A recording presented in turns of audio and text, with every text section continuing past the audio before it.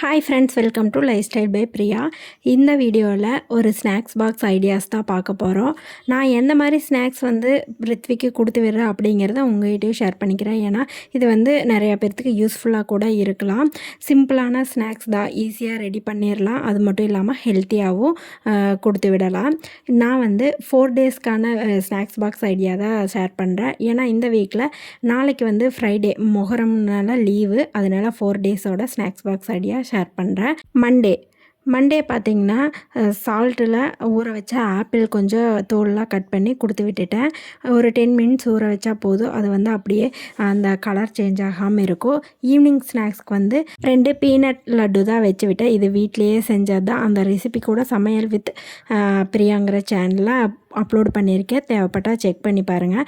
அது கூடவே கொஞ்சம் முந்திரி பிஸ்கெட்டும் வச்சு விட்டேன். இது அவங்களுக்கு சாப்பிட்றதுக்கு ஈஸியாகவும் இருக்கும், ஹெல்த்தியாகவும் இருக்கும், அவங்களுக்கு பிடிச்ச ஸ்நாக்ஸ் பாக்ஸாகவும் இருக்கும். அதனால ஃபுல்லாமே கம்ப்ளீட் பண்ணிட்டு வந்துடுவாங்க. பாப்பாவுக்கு இது ரெண்டுமே ரொம்ப பிடிக்கும். அதனால் ஃபுல்லாகவே கம்ப்ளீட் பண்ணிட்டாங்க. டியூஸ்டே அன்னைக்கு மார்னிங் ஸ்நாக்ஸுக்கு கார்ன் வேக வச்சுருந்தேன். அது கொஞ்சம், அது கூடவே பீனட் லட்டு ஒன்று வச்சு விட்டேன். ஏன்னா அதுவுமே பாப்பாவுக்கு ரொம்ப பிடிக்கும்னு சொல்லிட்டு.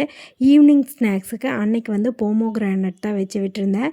அது கொஞ்சம் ஈவினிங் ஸ்நாக்ஸுங்கும்போது ட்ரையாக இருக்கிறது கொடுத்து விடலாம். இந்த மாதிரி ஃப்ரூட்ஸும் கொடுத்து விடலாம். ஆப்பிள் தவிர வேறு எந்த ஃப்ரூட்ஸ் வேணாலும் கொடுத்து விட்டால் அப்படியே இருக்கும். அன்றைக்கி நான் போமோகிரானட் தான் கொடுத்து விட்டேன். ரெண்டுமே ஃபினிஷ் பண்ணிவிட்டு வந்துட்டாங்க.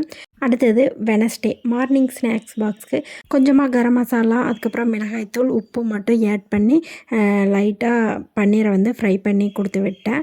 காரம் பார்த்திங்கன்னா லைட்டாக சேர்த்திக்கிட்டா குழந்தைய விரும்பி சாப்பிடுவாங்க. அதனால நான் லைட்டாக தான் ஆட் பண்ணியிருந்தேன் எல்லாமே.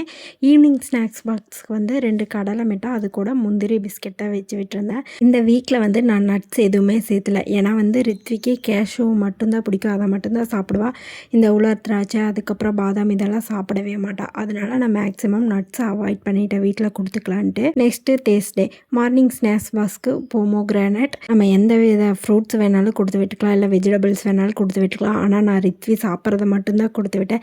ஏன்னா அவங்களுக்கு இப்போ தானே ஸ்கூல் புதுசு, ரொம்ப கிராங்கி ஆகிடக்கூடாதுன்னு சொல்லிட்டு அந்த மாதிரி பார்த்து கொடுத்து விட்டுருந்தேன்.